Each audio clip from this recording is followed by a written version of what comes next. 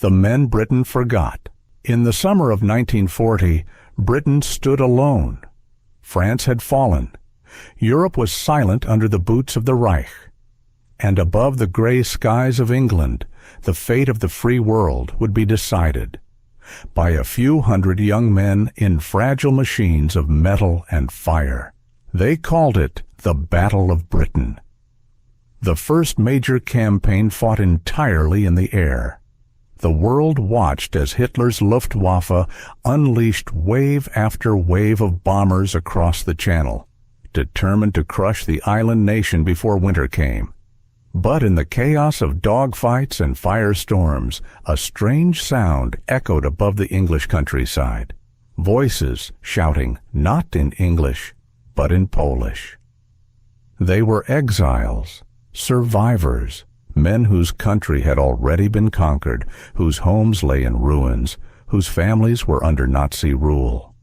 Yet they came to Britain not to hide, but to fight, to strike back against the enemy that had destroyed their homeland. Their squadron was small, their English was poor, their planes were borrowed, but what they lacked in resources they made up for in rage and skill. The British called them the Kosciuszko Squadron, number 303, and in the months that followed they would shoot down more enemy aircraft than any other unit in the entire Royal Air Force.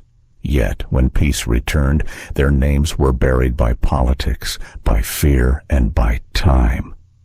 This is their story. The story of the forgotten Polish pilots who saved Britain and how history almost forgot them. Chapter 1. When Poland Fell. It began before the world was ready to understand what was coming. On the first day of September, 1939, the morning skies over Poland filled with the sound of engines, not of commerce, but of conquest. German bombers crossed the border at dawn, their shadows stretching long across the wheat fields. In minutes, the first cities burned. Warsaw trembled under explosions. Roads filled with refugees. The Polish Air Force, brave but outnumbered, outdated, and undersupplied, scrambled whatever it had left to fight back. They flew outdated P-11 fighters, their wings riddled with bullet holes, facing waves of modern Messerschmitts and Stukas. Still, they fought. For a few brief days, they even scored kills. But courage could not outmatch technology, and within weeks, the Polish Air Force was crushed. The skies belonged to Germany, and then, from the east, came a second invasion, the Soviet Union. In 2 weeks, Poland was carved apart by two empires, its people scattered like ash in the wind. For the pilots who survived, surrender was unthinkable. They had watched their homeland fall in smoke and blood. To them, the war was not over. It had only changed location. They swore that if Poland no longer existed on the map, they would fight for it in the sky. Small groups escaped through Romania, then to France, clutching flight logs and photographs in torn uniforms. They left behind their families, their homes, even their names, because if captured, they would be executed as traitors. Every mile westward, the hope was the same: reach a place where the fight could continue. They didn't know it yet, but that place would be Britain. And though the road there was long and uncertain, every step carried a single promise whispered in their native tongue: for Poland and for revenge. Chapter 2. Exile and Escape. The fall of Poland was not the end of the war for its soldiers. It was the beginning of exile. Those who managed to flee moved like ghosts across borders. Romania, Hungary, then across the Mediterranean to France, each step a desperate gamble between capture and survival. For the pilots, escape meant more than freedom. It meant the chance to keep fighting.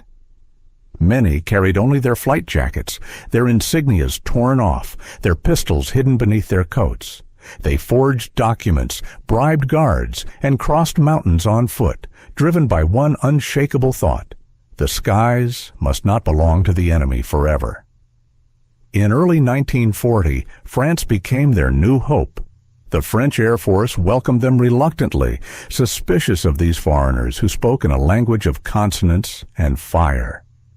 But once in the air, the Poles proved themselves. Their kills mounted quickly, their reputations spread. "They fly like madmen," one French officer said, but in those early months of the war, madness was a form of courage. Then France fell. In 6 brutal weeks, the Nazi war machine swept across Europe again. The Polish pilots, who had just found new wings, were forced back onto the ground, burning their own planes so they wouldn't fall into enemy hands. Once again, they ran. Through Bordeaux, across the Channel, onto ships bound for Britain, a country that barely knew their names, let alone their cause. When they arrived, exhausted and underfed, they were greeted not as heroes, but as refugees. The British officers looked at them with caution. Their accents were thick, their paperwork incomplete, their uniforms mismatched. Few spoke English, but the Poles didn't come to seek comfort or sympathy. They came to keep their oath. They had lost everything but the will to fight. And in the gray skies over Britain, that will was about to find its purpose. Chapter 3. A Cold Welcome in Britain. When the first Polish pilots arrived in Britain, the reception was far from warm. The island was preparing for invasion. Resources were scarce, nerves were tight, and strangers were not easily trusted, especially foreigners from a defeated country. To many British officers, the Poles were an inconvenience. They didn't speak English, they didn't follow RAF procedures, and their training seemed outdated. Some even questioned their loyalty. The Polish pilots, proud and impatient, felt the sting of humiliation. They had come to fight, not to sit in classrooms or fill out forms. At RAF bases across England, the exiles waited. They cleaned hangars, studied maps, practiced English commands. Days turned to weeks to months. Every morning they watched British pilots take off and return from battle, while they stood grounded, their hands clenched behind their backs. They tried to prove themselves in small ways: precision drills, perfect formations, endless hours in the simulator. But still, the answer was the same: not yet. What the British couldn't see was that these men had already survived what most would never face.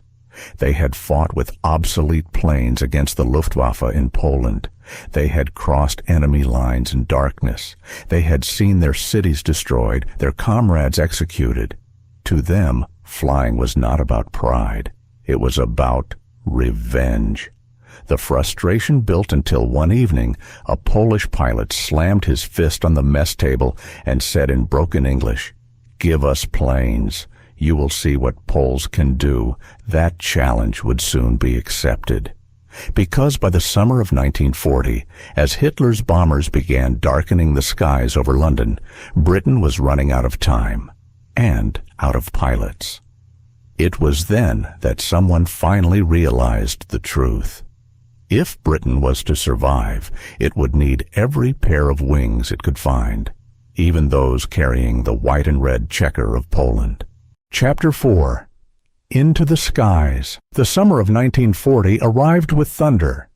German bombers began crossing the Channel in endless waves, and the RAF was stretched thin. Airfields were bombed daily, squadrons worn down by exhaustion and loss. Britain was bleeding pilots faster than it could train them. Desperation forced a change. The order finally came: the Poles would fly. A new squadron was formed. Number 303 Kosciuszko Squadron, named after a Polish hero who once fought for freedom in both Poland and America. The name carried pride, defiance, and history. The day they received their hurricanes, the airfield came alive with laughter and disbelief. The British crews watched curiously as the Poles inspected every bolt, adjusted the guns, and painted the red and white checker emblem on the fuselage. It was more than a symbol. It was a reminder of the homeland they had lost. Their English was still broken, so the first briefings were chaos. Orders had to be translated mid-air, hand signals replaced words, and radio chatter was a jumble of accents. But once they took off, none of that mattered. In the cockpit, every man spoke the same language: speed, instinct, and survival. Their first combat patrol began quietly. Clouds drifted over the southern coast. Then, the radios came alive. Enemy bombers sighted. The Poles dove in like hawks. Within minutes, 2 German planes were falling in flames. By the end of that day, the 303 Squadron had scored more kills than any other RAF unit in the same time frame. British commanders were stunned. These men, once dismissed as refugees, had become predators of the sky. Their flying was wild, aggressive, almost reckless, but it worked. They didn't fight by the book. They fought to win. When the pilots returned to base that evening, their uniforms soaked in sweat and oil, they didn't ask for medals or praise. They just smiled, exchanged a few words in Polish, and looked up at the sky they now called theirs. That night, in the mess hall, a British mechanic whispered, half in awe, half in disbelief, "Those Poles, they fight like devils." Chapter 5. The Battle of Britain begins by late August 1940. The war in the air had reached its breaking point. Day after day, the Luftwaffe sent hundreds of bombers across the Channel, escorted by sleek Messerschmitt fighters.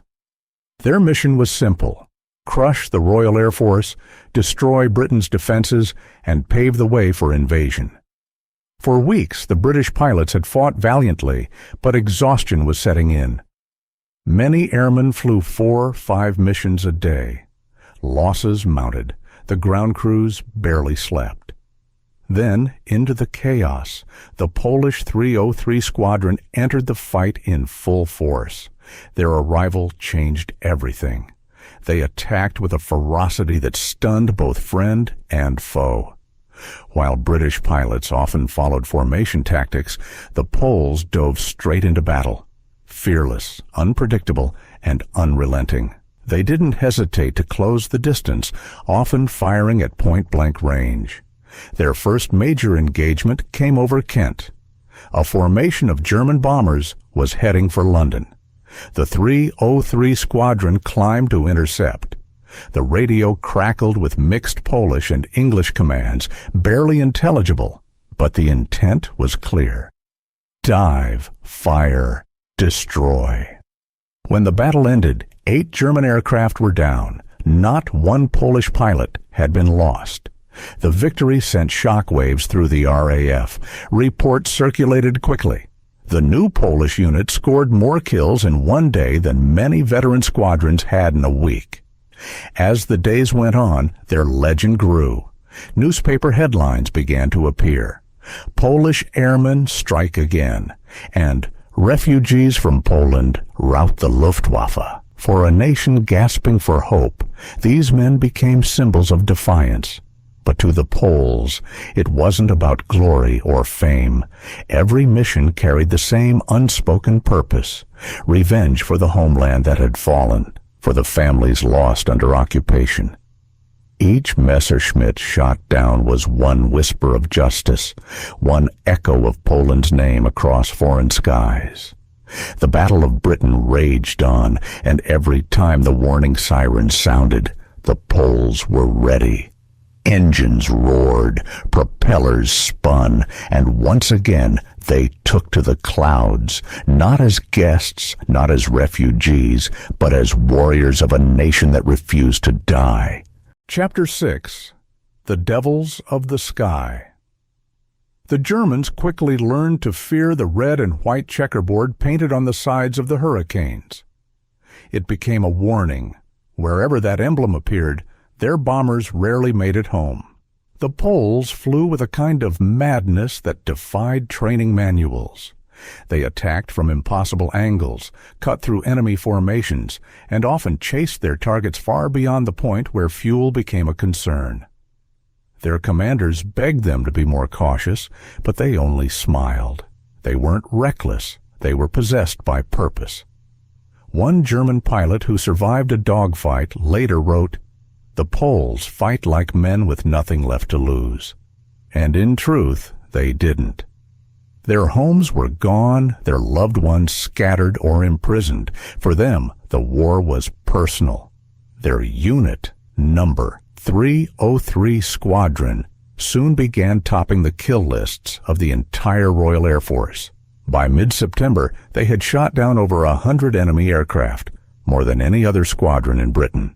The British pilots, once skeptical, now spoke of them with awe and gratitude. Mechanics painted small swastikas under the cockpits for each confirmed kill, the rows growing longer each week. But behind every victory was exhaustion and loss. The pace was relentless. Sometimes 3 sorties a day, with no time to rest or even eat properly. Many came back with bullet holes in their wings, or oil leaking from the engine, but still alive. When they landed, they would grin through the smoke and say, "One less for Poland." The camaraderie among them was unbreakable. They shared everything: food, cigarettes, fear. Their English improved only through the shared language of survival. They were brothers in exile, flying not just for Britain, but for the memory of a country erased from the map. As the Luftwaffe intensified its attacks on London, the skies above southern England became a furnace of fire and vapor trails. Yet, through it all, the Poles kept rising. To the enemy, they were devils. To the British, they were saviors. And as the days grew shorter and the nights louder, it became clear.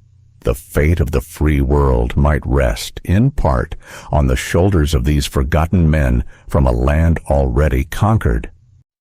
Chapter 7. Fear, Loss, and Brotherhood. Victory in the skies came at a cost that no one could ignore. Each sunrise began with the same silent ritual. Pilots staring at the empty seats in the mess hall, where laughter had once filled the room. Every mission meant the possibility of not returning.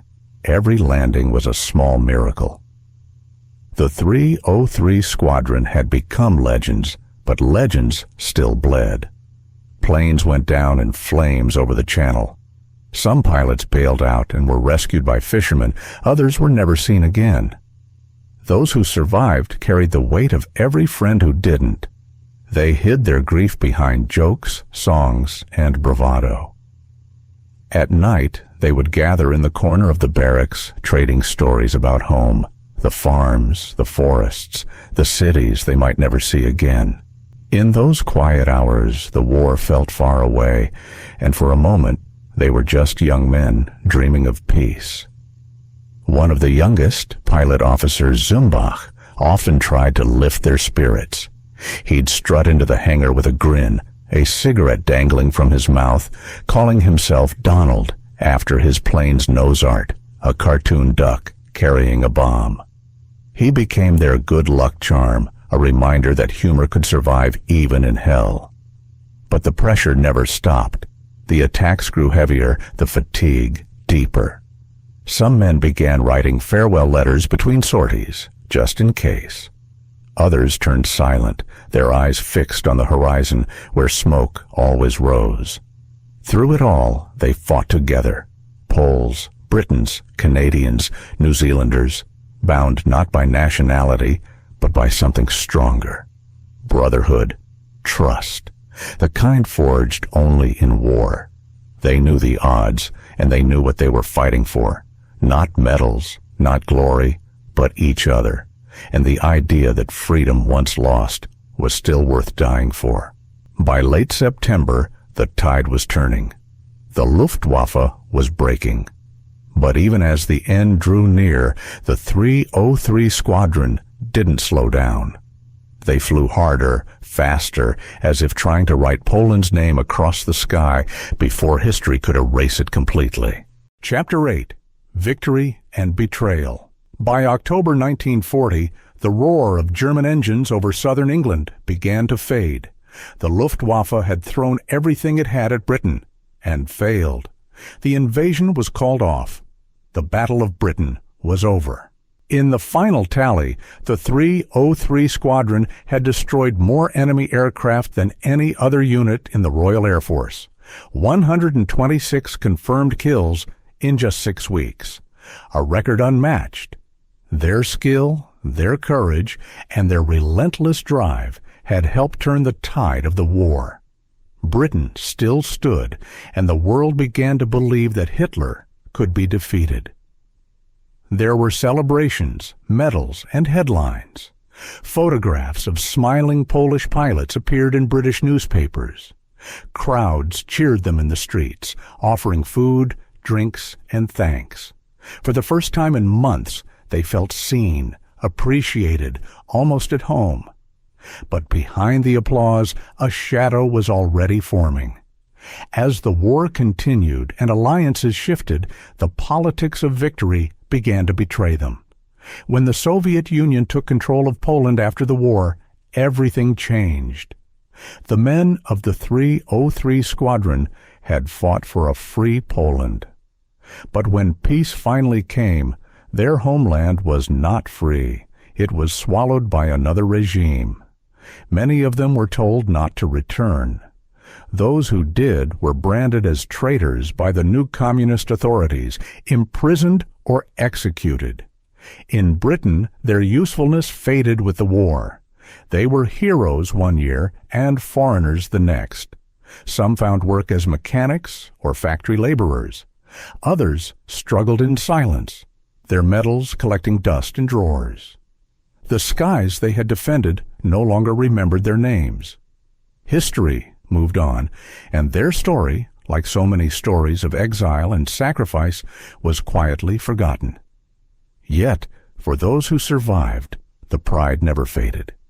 When they gathered in small reunions, their toasts were always the same.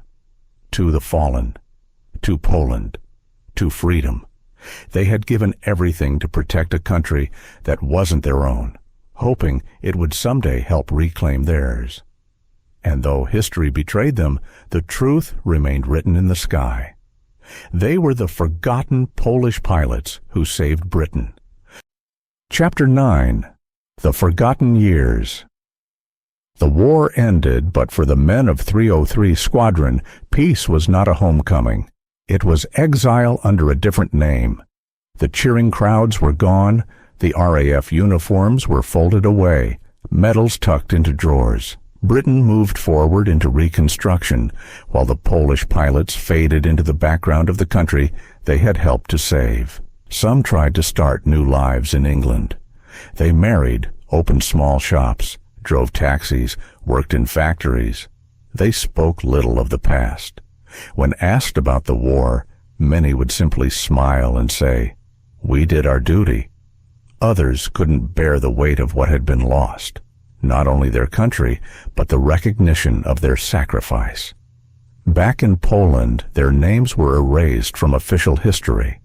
The new communist government, aligned with Moscow, saw them not as heroes, but as enemies. The 303 Squadron was barely mentioned in textbooks. Monuments to their memory were forbidden. Families of returning pilots were shamed, watched, and silenced.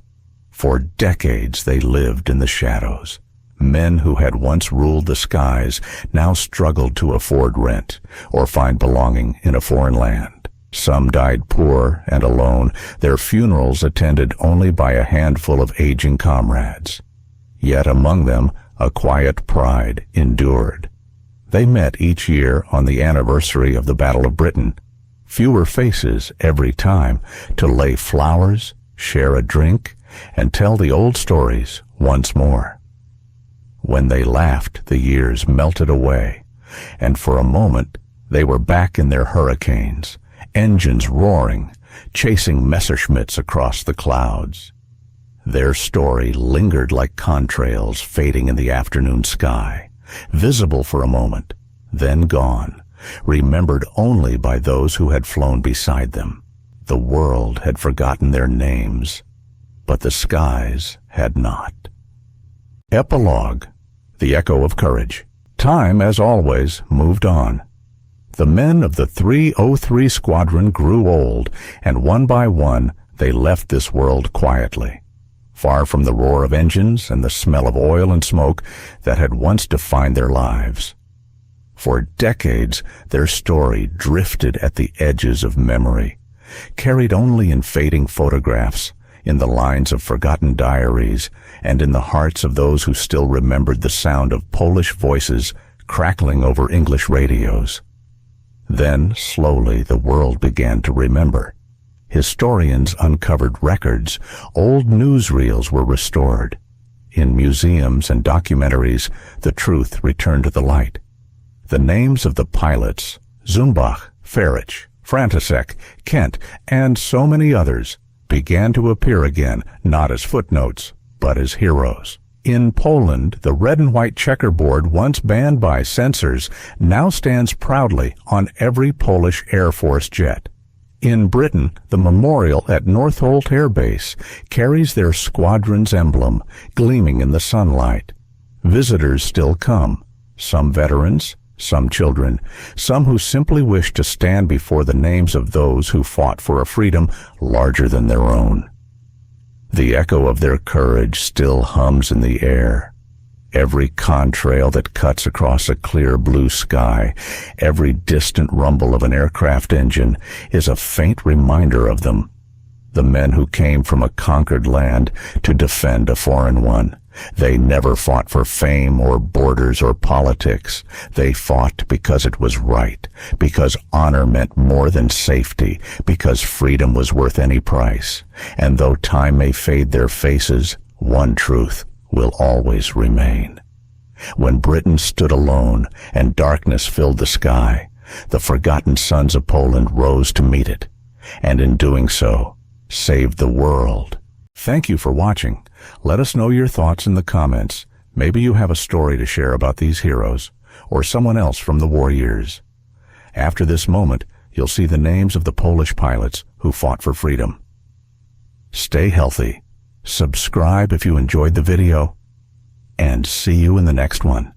And if you have any ideas for future videos, tell us in the comments. We'd love to hear from you. Who have flown, for example, 15 hours